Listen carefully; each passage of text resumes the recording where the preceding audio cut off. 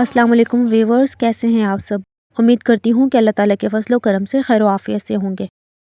Viewers, اگر آپ کو میری ویڈیوز پسند آ رہی ہیں تو لائک کریں اور سبسکرائب کریں اور بیل آئیکن کو لازمی پریس کریں تاکہ نیکسٹ ویڈیو کی نوٹیفیکیشنز آپ کو ملتی رہیں۔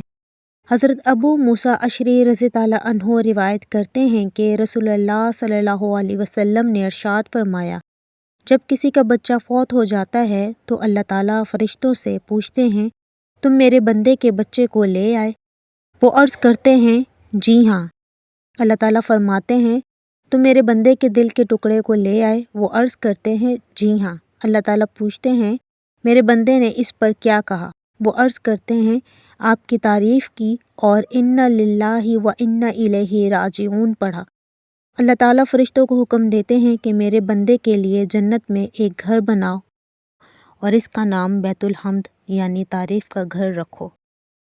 اپنا خیال رکھیے گا۔ اللہ حافظ۔